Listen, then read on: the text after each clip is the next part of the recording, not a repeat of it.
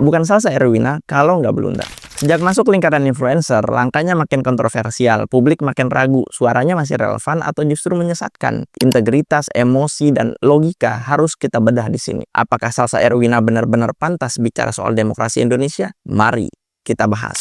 Pertama, blunder soal tuntutan rakyat. Salsa disebut-sebut mereduksi tuntutan rakyat. Awalnya perampasan aset masuk 17 tuntutan jangka pendek, malah digeser ke 8 jangka panjang. Publik mempertanyakan konsistensi dari narasi yang mereka bangun. Kedua, video ibu jilbab pink dibilang AI. Padahal faktanya jelas, ibu itu melontarkan makian kasar, termasuk hinaan kepada presiden. Ini bukan sekedar misinformasi, Mbak Salsa, tapi berbahaya karena bisa menutup mata kita terhadap ujaran yang berpotensi sara dan mengadu domba. Masa sekedar membedakan AI sama bukan AI nggak bisa? Coba deh cek konten saya yang ini, itu jelas. Ketiga, foto presiden dipajang di Denmark. Alih-alih memasang foto ketua DPR atau lembaga legislatif atau hal lain yang lebih baik gitu ya, ini malah memajang foto presiden dengan nada yang nggak jelas gitu. Apalagi isi dari apa yang disampaikan pun itu nggak masuk akal sama sekali. Terus habis itu dia klarifikasi pula. Klarifikasinya makin nggak jelas lagi. Lagi star syndrome apa gimana sih? Padahal faktanya ya, presiden sudah merespon semua tuntutan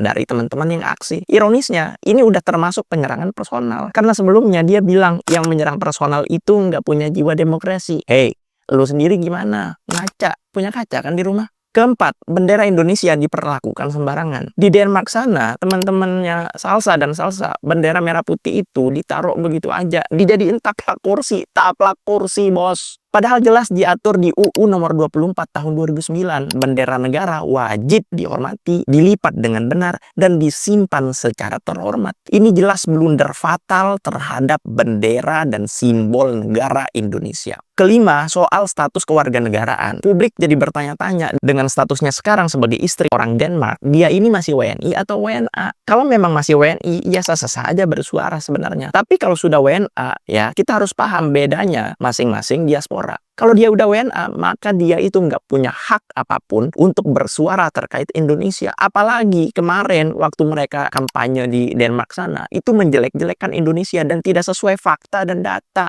Jangan sampai bicara Indonesia menyuarakan katanya suara rakyat, lu sendiri nggak pernah turun, nggak pernah memberikan kontribusi nyata, kontribusi valid. Pernah turun nggak ke 38 provinsi di Indonesia? Saya rasa belum pernah kan? Ya iyalah. Dari kelima poin tadi, itu jelas banget Salsa Erwina ini lebih sering bikin kontroversi ketimbang kontribusi nyata. Minimal tuh ya, lu turun tuh dari Aceh sampai Papua, kontribusinya apa?